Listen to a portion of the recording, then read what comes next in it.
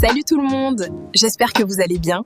Installez-vous confortablement, prêts pour la partie 2. Mais d'abord, musique.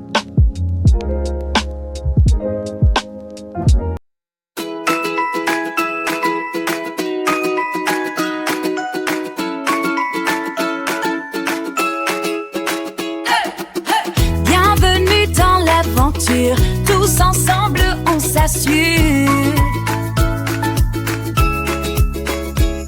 C'est parti, on rallume les étoiles. Chaque épisode nous embarque sans escale. Rires et surprise, joie à chaque instant. Le show est lancé, bougeons en chantant.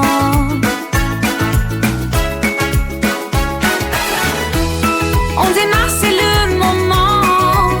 Allons-y. Fun et folie en prime time. Just for you.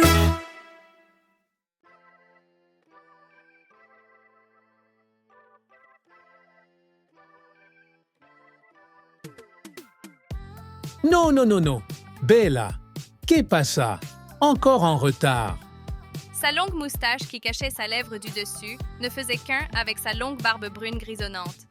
Pedro, s'il te plaît, ça fait bientôt 2 semaines que j'ai une routine plus stable.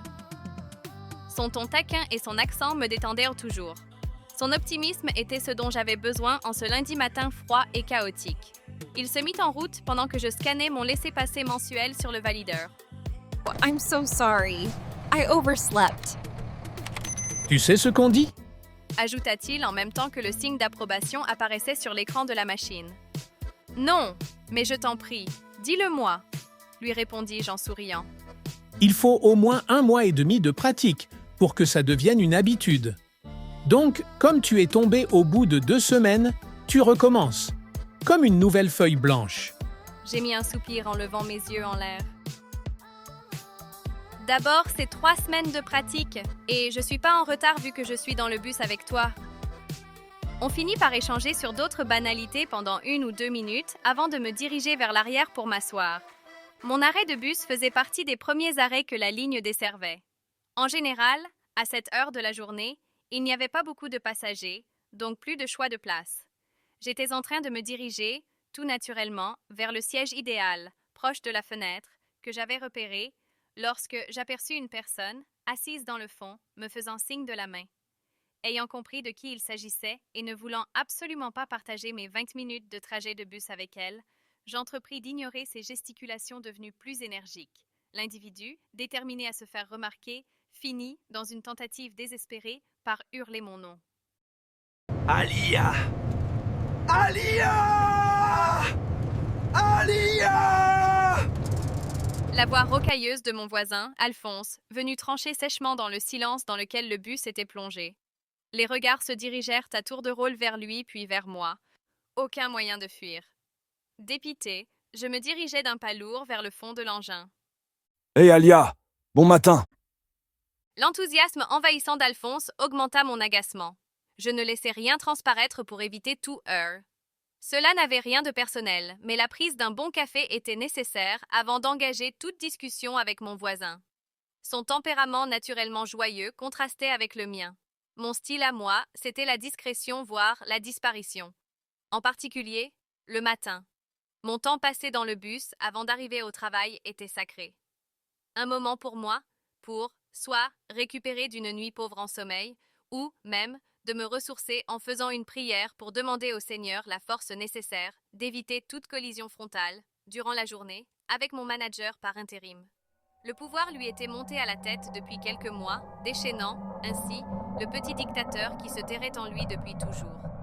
Francis, de son petit nom, était la raison principale pour laquelle je ne pouvais pas me permettre d'arriver en retard à cette réunion. Aucune occasion ne devait lui être laissée comme prétexte à son impartialité mal placée. Allô, Alphonse, ça va? Je venais de m'installer sur le siège en face de lui. Son visage s'illumina. Il s'élança dans une litanie de paroles comme à son habitude. Il me raconta comment c'était sa fin de semaine. C'était un fan de jeux vidéo et il avait passé le samedi et le dimanche à tester les nouveaux jeux Dernier Cri qui venèrent de sortir sur le marché.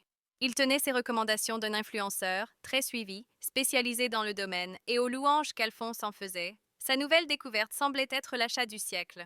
Ensuite, il me partagea ses inquiétudes au sujet de l'opération d'Alfie, son chien de compagnie, qui approchait. Le matou allait se faire retirer une masse et un stress grandissant s'emparait de jour en jour de lui. Il essaya par la suite de me tirer les verres du nez pour savoir comment, à mon tour, j'avais passé mon week-end. Pendant que je lui répondais nonchalamment, la voix robotique de l'autobus annonça le nom de mon arrêt. Je m'empressai de tirer la sonnette, de feindre ma déception de devoir le laisser avant de me précipiter vers la sortie en lui souhaitant de passer une bonne journée, sourire aux lèvres. L'arrêt, où j'étais descendue, était à mi-chemin sur mon trajet de 45 minutes menant au travail. Le métro était mon prochain transport à prendre. Contrairement au bus, il passait toutes les 5 minutes, ce qui me permettait toujours d'être dans les temps.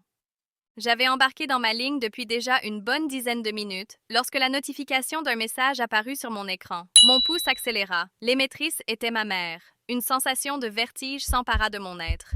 J'étais assise, mais avec une forte impression de tomber dans le vide. Un sentiment étrange de déjà-vu me saisit.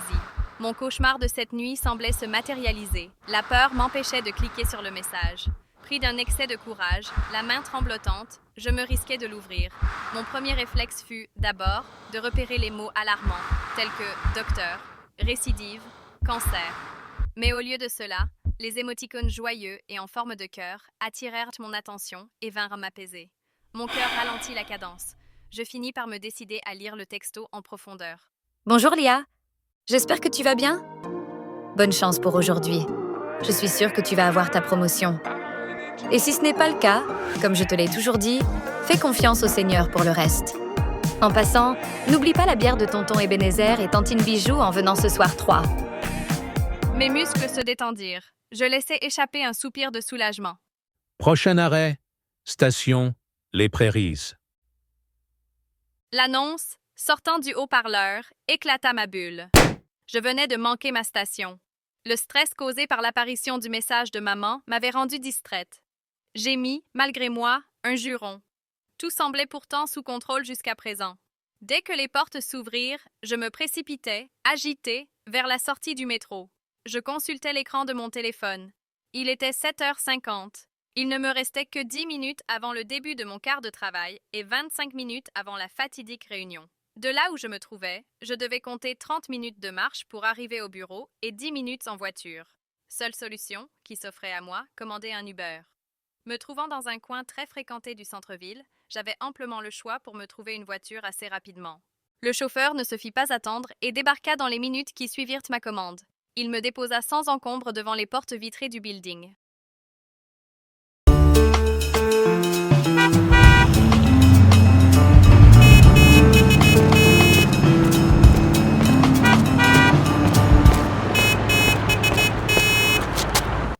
Franchissant l'entrée du rez-de-chaussée, où se trouvaient les ascenseurs, le service de conciergerie et de sécurité ainsi que la grande salle à manger des employés, je pus apercevoir au loin Francis, arrêté devant les caisses du café, se tenant à l'autre bout du lobby. Je reconnus d'autres membres de l'équipe qui l'accompagnaient. Le club des chouchous, comme on les surnommait avec ma collègue Trista, était réuni, comme à son habitude, pour sa pause café matinale. J'enfonçai à plusieurs reprises le bouton de l'ascenseur tout en ne cessant de jeter des coups d'œil furtifs vers le comptoir caisse. Dès que les portes coulissantes s'ouvrirent, je m'y engouffrai, sans attendre. D'un mouvement brusque, je scannai mon badge, appuyai sur le bouton du 6e étage, puis sur celui pour refermer les portes, en ignorant au passage certaines personnes qui venaient derrière moi. Celles-ci finirent par se refermer, sèchement, sur le visage d'une employée. Voir son expression indignée disparaître au fur et à mesure fut le moment le plus désagréable et terrifiant de la matinée. Arrivé, finalement, à mon cubicule, je ne pus m'empêcher de faire une mini-danse de la joie. Il était 8h05 et je me sentais soulagée de me retrouver au bureau avec seulement 5 minutes de retard considérant tout le périple de ce matin. Hey, Alia,